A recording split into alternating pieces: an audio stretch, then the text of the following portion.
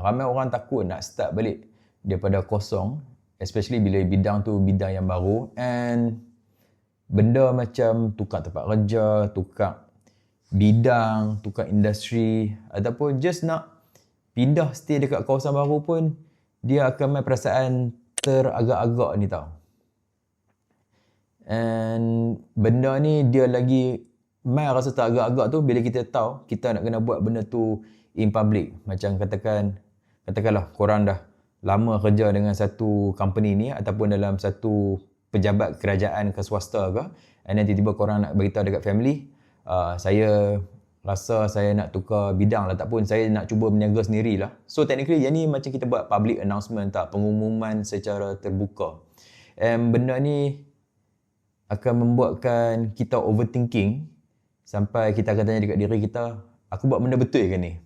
Macam even untuk diri aku sendiri pun, bila cakap pasal konten lah kan, macam sekarang aku tengah buat YouTube channel untuk lebih kepada podcast, aku jadi fikir balik, aku terlebih banyak tukar konten ke? Aku ni macam tukar direction banyak sangat ke dalam marketing style aku? Adakah customer aku akan jadi confused? Kejap, brother ni buat apa? Kejap hot sauce, kejap cakap pasal kebun, kejap cakap pasal fitness, lepas tu cakap pasal business pula. Tiba-tiba sekarang ni dia nak buat podcast pula, cakap pasal mentality lah apa semua, macam self-motivation apa semua tu. So, dia membuatkan aku jadi overthinking lah, senang kata. Dia jadi macam ada hesitation, teragak-agak dalam diri ni. Patutkah aku cuba benda baru ni? Sebab bila aku fikir balik, aku kena pilih antara aku nak cuba benda baru, tak pun aku nak stay fokus dekat satu benda saja. Tapi bila aku duduk, and aku betul-betul duduk fikir balik, dia macam ada orang kata apa, buka lensa baru lah. Apa yang aku nampak, macam manusia ni bukannya satu dimension. Kira setiap benda yang kita lalui ni, setiap benda yang kita buat ni bukan satu dimension saja. And aku rasa social media pun secara tak sengaja macam dia buat projection dekat kita tau, yang kita ni di-pressure untuk bina satu version sahaja diri kita untuk memenuhi apa yang orang dah biasa dengan kita. And benda yang membuatkan aku macam terfikir jugalah, semua benda yang aku cakap, semua benda yang aku kongsi dengan korang semua dalam bisnes aku, tak apa pengalaman aku dalam oil and gas, dalam dunia fitness, semua tu, semua benda tu sebahagian daripada diri aku, laluan dalam hidup aku, takdir hidup aku yang Allah dah tahu dah yang aku akan lalui dalam hidup aku ni. And semua benda tu menjadi cebisan-cebisan yang bila dia bergabung, dia menjadi my own personal life. That is my story. And bisnes aku membentukkan aku. Bisnes aku daripada bisnes pertama, bisnes kedua, bisnes ketiga, and then sekarang aku buat hot sauce ni. Benda ni semua dia membentuk aku. Pengalaman aku dalam dunia fitness, macam masa awal-awal aku belajar sains sukan, belajar main golf, lepas tu belajar berenang, lepas tu aku buat crossfit, aku buat Spartan Race, Viper Challenge, lepas tu aku buat apa lagi, gymnastics, aku buat powerlifting, Olympic lifting, semua tu pengalaman yang actually membantu aku ke arah fitness lifestyle yang aku dah bina selama ni. Even aku punya failure pun, failure dari segi business, failure masa dalam fitness pun, semua benda tu membentuk aku. Aku ingat lagi masa aku buat BJJ competition, aku first tu competition aku kalah dekat final. Satu kalah sebab point, satu lagi kalah sebab point juga, and then aku injured masa tu. Tapi sebab kegagalan tu, aku belajar macam mana untuk rehab, and then aku fokus lebih banyak dekat teknik, and alhamdulillah finally competition yang ketiga baru aku menang. So itulah orang kata, setiap kegagalan, setiap kemenangan yang kita go through apa semua tu membentuk diri kita. And boleh katakan dia jadi macam falsafah dalam hidup aku jugalah, which is keep on trying, even if you fail, you akan learn something new. So bila kita refer balik dekat soalan kenapa nak takut buat benda baru kan, aku jadi tanya balik, kenapa aku nak paksa diri aku untuk jadi satu versi sahaja? Tak ada siapa pun yang cakap dekat aku, or at least tak ada siapa yang faham apa yang aku tengah cakap sekarang ni. Dia akan cakap macam, Kau buat fitness. Okay, sampai kau mati kau kena buat fitness saja. Kau buat oil and gas. Okay bro. Sampai kau mati kau kena fokus dekat oil and gas saja. Ada betul dia, tapi kalau kita nak ambil benda tu semata-mata saja, dia macam tak kena. Sebab manusia ni dia bukan sejenis kategori sahaja. Kita ni makhluk yang kompleks, and kita ni boleh dikatakan sebagai kombinasi banyak benda. Sedikit dari sini, sedikit dari sana, sini sana, lepas tu dia campur jadi satu.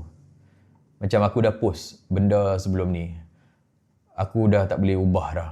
So dia tak boleh ada mindset macam tu. It's like, okay, aku dah pernah kata ada perkataan ni, aku tak boleh tukar balik dah pendirian aku tu. Tak semestinya, sebab ada benda yang kita belajar dulu, and then bila kita go through life, kita lalui hidup, tengok kita belajar, benda tu salah. Macam belajar pasal agama lah. Katakan kita tengok satu benda ni dalam adat, katakan macam adat Melayu kan. Ada setengah benda ni, okay, selama ni belum belajar agama, tak tahu pun benda tu haram. Tapi dah belajar benda agama, takkan nak kata lagi, tak boleh, benda ni aku dah buat daripada dulu dah, tak boleh ubah. Padahal dalam agama dah kata dah benda tu haram. So, yang tu antara benda yang membuatkan aku fikir jugalah, tak semestinya kita kena stay dalam satu benda pun, and kita tak membuka ruang untuk kita belajar benda baru. And aku rasa yang tu lah, orang kata apa, the beauty, kelebihan yang kita dapat lah sebagai manusia kan. Yang manusia ni sentiasa boleh berubah. Minat kita boleh berubah, kita punya perspektif boleh berubah, and then cara kita express idea pun boleh berubah. Macam dulu aku boleh dikatakan tak confident untuk cakap kat dalam video, nak buat live apa semua pun tak. Tapi bila aku dah lalui proses of slow introduction, slow adaptation tu, lama-lama benda tu jadi macam natural. Dia tak mengubah siapa aku yang dulu, tapi dia membuka juga ruang aku. Alhamdulillah, sorry. Tapi dia membuka juga ruang untuk aku jadi the next version of me bila aku belajar benda yang baru. And mungkin growth tu dia memerlukan kita untuk berfikir secara terbuka lah. Dia tak boleh, orang kata apa, macam katak bawah tempurung. Dia fikir dalam satu mindset tu saja. Dia tak nak ubah langsung, ataupun dia tak nak buka langsung cara pemikiran dia. And sebelum orang lain boleh decide apa yang kita boleh jadi dengan apa yang kita tak boleh jadi, kita sendiri kena tahu yang kita pun ada potensi kita yang tersendiri, and tak ada orang luar yang betul-betul boleh decide and faham kita punya full potential. And honestly, terang-terang cakap lah, bila aku cakap macam ni, akan ada orang yang rasa tak selesa. Mungkin ada yang tengah tengok video ni pun rasa macam tak selesa, sebab kata-kata macam ni dia boleh dikatakan macam mencabar norma biasa. Mungkin dari segi community, dari segi pemikiran yang dah lama dah ada. Tak semestinya dekat dalam kawasan, tak pun dalam satu negeri, tak pun negara tu saja, tapi in general. Sebab kadang-kadang kan, dia benda yang membuatkan benda ni, topik ni jadi macam tabu. Bila cakap pasal open-minded benda ni, dia boleh jadi trigger. Sebab orang takut nak cakap pasal benda-benda macam ni tau. Sebab macam deep down kita ni nak kepastian, tak pun acceptance, penerimaan daripada orang lain. Sedangkan kita sendiri pun tak tahu benda tu betul ke tak. Tapi kalau kita takut nak cakap pasal benda ni, tak pun kita takut untuk dipandang serong oleh orang yang tak nak berbincang pun pasal benda ni, maybe kita pun sampai bila-bila takkan jumpa jawapan tu. And satu lagi lah benda yang bagi aku sedap is masa awal-awal ni tak ada orang yang peduli pun sebenarnya dengan apa yang kita tengah cuba buat ataupun kita tengah cuba sampaikan. Sebab boleh katakan kebanyakan manusia ni, termasuk dari aku sendiri, kita semua tengah sibuk dengan hidup kita sendiri. Kita ada masalah kita ada kita punya insecurity, rasa risau, Kita ada benda yang kita nak kena selesaikan di pihak kita dulu sebelum ada masa nak fikir pasal orang lain. Tapi dalam kepala kita je yang kita rasa macam semua benda yang kita tengah decide nak buat ni, orang tengah observe betul-betul, macam orang kata apa, macam ada CCTV lah dekat keliling hidup kita ni. Tapi sebenarnya tak ada pun. Cuma bila kita dah buat pilihan untuk letak diri kita dekat online, macam katakan untuk aku kan, aku buat konten dan aku post about my brand apa semua tu, my own life, aku punya prinsipal hidup aku, cara aku buat bisnes. Bila letak diri dekat online ni, dia akan ada juga suara dekat dalam kepala tu, dia akan cakap, kau nak post ni, jaga ada orang kecam tak? Kau nak post ni, kau fikir balik betul-betul, nanti ada orang kecam ni. Kau pastikan kau nak cakap benda ni, nanti ada orang terasa hati kang. So, yang tu yang membuatkan kadang-kadang aku pun rasa takut nak try benda baru ataupun nak try buat content style baru. Sebab aku takut nak start balik and then tengok-tengok, aduh orang tak suka lah. Aduh aku ingatkan benda ni jadi okey jadi, tengok aduh macam tak ada respon je. So, dia macam rasa takut lah. Dia sense of fear yang membuatkan ramai orang rasa takut untuk tekan button post ataupun enter ataupun send tu. Tapi yang lawak dia ni, ironi lah kan benda rasa takut ni. Dia masa beginning ni lah, masa paling sesuai untuk handle, tak pun nak langgak. Senang kata nak handle perasaan takut tu lah. Sebab masa awal-awal ni memang tak ada orang ambil tahu pun pasal kita. Sebab macam daripada perkataan tu lah, masa awal-awal, tambah pula kalau follower tak ramai apa semua tu, orang akan macam, okay lantak lah kau ni brother ni siapa lah sangat, who are you, okay lantak lah. Orang takkan kisah pun kita, okay Mamat ni siapa? Lantak kat kau lah. So, bila kita tak ada banyak sangat mata yang memerhati, dia jadi rasa macam, okay, aku boleh try benda ni. Of course lah, kita sebagai orang Islam, kena fikir jugalah halal haram kan. Jangan just because orang kata apa, tak ada mata yang memerhati, tak semestinya tak ada yang memerhati, tak ada yang tengah catat amalan kita apa semua tu. So, yang tu kena ingat jugalah. Tapi, main topic of hari ni, lebih kepada risau dengan apa orang lain akan cakap ataupun standard ayat-ayat orang lama, nanti orang kata apa. Yang tu, there is a very pemikiran yang menghalang diri daripada grow lah. Sebab memang tak ramai pun orang yang nak kata. Memang tak ramai orang nak kata. Orang yang banyak kata ni, orang yang tak ada kerja lain, dia sibuk ambil tahu pasal hidup orang lain sebab hidup dia sendiri tak ada makna. Dia macam tu. And walaupun kalau kita buat benda yang baik pun, dia akan kata juga. Kita tak buat apa-apa, dia akan kata juga. So, balik kepada diri kita. Apa yang kita nak sebenarnya?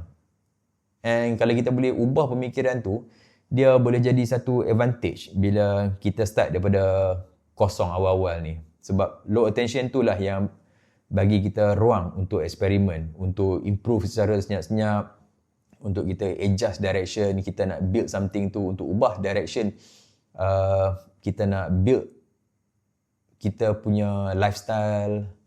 Kita boleh test idea, kita boleh cuba cari suara sendiri. Macam aku tengah buat sekarang ni lah. Aku nak try buat podcast apa semua sebab aku nak try cari suara aku sendiri. Aku nak kongsi how I think in private and then aku nak cuba kongsi dengan public, dengan korang-korang semua. Tengok mungkin ada yang faham, mungkin ada yang tak faham, mungkin ada yang setuju and mungkin ada yang tak setuju. And kalau ada yang tak setuju pun aku mengalu-alukan untuk berkongsi kenapa kita tak setuju. Sebab mungkin ada sudut pandangan yang mungkin aku tak nampak and mungkin aku pun boleh explain kenapa aku ada sudut pandangan ni and maybe yang orang tu tak nampak. So, dekat sini kita boleh ada exchange of idea and at the end of the day, di penghujung hari dia, kalau kita tak setuju, sekurang-kurangnya kita boleh bersetuju yang kita tak bersetuju.